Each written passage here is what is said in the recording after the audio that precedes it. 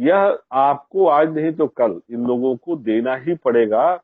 जो 70,000 या 90,000 दे रहे हो वो शिक्षा कर्मी और अनुदेशकों को देना ही पड़ेगा। ये कानूनन इनका हक है। 15,000 20,000 ठीक है, अंतरिम राहत के तौर पे सुप्रीम कोर्ट ने कर दिया, लेकिन मैं फिर कहता हूं आप लोग एकजुटता से कानूनी लड़ाई लड़िए और आपको ये मिलेगा। मैं स्वयं आप लोगों के साथ, आप कहेंगे तो चलने को तैयार हूँ। हालांकि आप लोगों ने अब सारे रास्ते देख लिए, सब चीजों को समझ लिया, लेकिन मैं केवल मनोबल बढ़ाने के लिए आता हूँ। सुकुमार जी, इन लोगों को समान कार्य समान वेतन के आधार पर लड़ाई लड़नी चाहिए। मोर्चा अगर नहीं खोले हैं तो खोलना चाहिए। बिल्कुल आप ठीक कह रहे हैं कि मोर्चे खोल देने चाहिए, सब बातें करनी चाहिए और बिना बात किए नहीं जाएगा। लेकिन फिलहाल चीफ जस्टिस की जो आज बात है उससे न्याय का एक पायदान आगे दिखा है बहुत बढ़िया। और गरीब का न्याय से भरोसा उठ गया था। भरोसा इसलिए उठ गया था कि जो वकील साहब तारीख ले जाते हैं, तारीख दर तारीख काम चलता है, वो सिर्फ इसी से तो चलता है। क्या बताएं इस देश की न्यायपालिका को।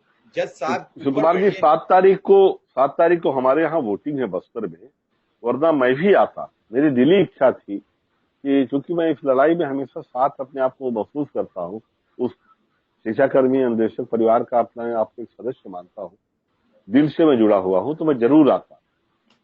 लेकिन हमारे यहाँ चुनाव है, लेकिन मैं जल्दी ही नमस्कार साथियों, स्वागत है आप सभी का आज की इस नई वीडियो में। ये वीडियो आप सभी शिक्षा मित्र साथियों के लिए काफ़ी ज़्यादा महत्वपूर्ण होने वाली है। दरअसल आपके समायोजन को लेकर के हाल ही के अंदर की एक वीडियो की क्लिप है, जहां पर उस वीडियो की क्लिप में कुछ बयान साझा किए गए हैं। उन बयानों को आपके मध्य में प्रेषित करेंगे। सभी साथियों से एक रिक्वेस्ट है, वीडियो को आप पूरा देखें। चैनल को अभी तक आपने सब्सक्राइब नहीं किया है, सब्सक्राइब भी कर लें। अब चलते हैं अपडेट पर। आऊंगा ये 12 तारीख दिवाली के बाद मैं आऊंगा सुकुमार जी, और हम सब मिलेंगे। मैं चाहूंगा आप भी थोड़ा एक दिन टाइम निकालिएगा, हम लोग चलेंगे बनारस, गोरखपुर वगैरह चलेंगे, हम सबसे मिलेंगे।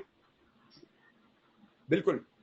उदय सिंह, न्यायपालिका पर विश्वास बढ़ा है और न्याय मिलने का उम्मीद दिख रही है। जो चीफ जस्टिस साहब ने बोला, आज तक किसी जज ने ऐसा बयान नहीं दिया, किसी चीफ जस्टिस ने कोई बयान नहीं दिया। अनुदेशक हो चाहे शिक्षा मित्र हो, शिक्षा मित्र भी तो कोर्ट के आदेश से ही चपेट में आया। उदय सिंह सुन पा रहे हैं? उदय सिंह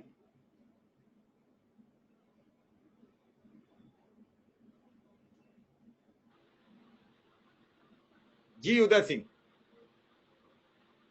बोलिए। उदय सिंह जी सर, नमस्कार। आदरणीय त्रिपाठी जी, बड़े भाई विक्रम सिंह, आप सबको मेरा नमस्कार। और सर, शिक्षा मित्रों को पहली चोट जो हाई कोर्ट से लगी वो माननीय हमारे चंद्रचूड़ साहब की आदेशानुसार ही लगी।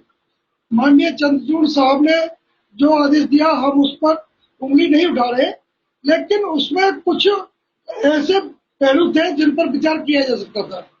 यदि सरकार ने समायोजन करने में कोई गलती की तो सरकार को हिदायत दी जा सकती थी।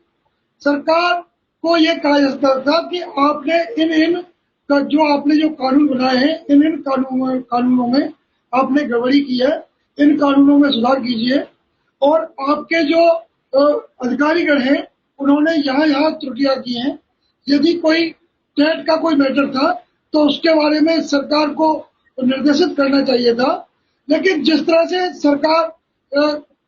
सरकार को अनदेखा कर सरकार के बारे में सरकार के लिए बिना कोई टीका टिप्पणी किए केवल एक कलम का फैसला शिक्षा मित्रों के लिए कर दिया कि शिक्षा मित्रों का समायोजन नष्ट किया जाता है। वो केवल शिक्षा मित्रों का एक दिन का फैसला नहीं था, वो शिक्षा मित्रों की जिंदगी और मौत का फैसला था। उस फैसले ने शिक्षा मित्रों को फर्श से अर्श पर लाकर खड़ा कर दिया। आज शिक्षा मित्र कहीं नहीं ठहर रहा। और उसी फैसले को हालांकि माननीय सुप्रीम कोर्ट द्वारा कुछ रियायत दी गई, लेकिन उस रियायत का उत्तर प्रदेश की सरकार ने जिस तरह से भद्दा मजाक बनाया वो असहनीय है। सुप्रीम कोर्ट ने कहा कि इनको 2 भर्तियों में वेटेज दिया जाए, इनको टीटी करने के 2 मौके दिए जाएं, लेकिन ऐसा सरकार ने कुछ नहीं किया। और जो भी लोग टीटी पास थे उनके लिए एक और अतिरिक्त परीक्षा लगा करके, हालांकि हमारे समायोजन नष्ट होने से पहले ही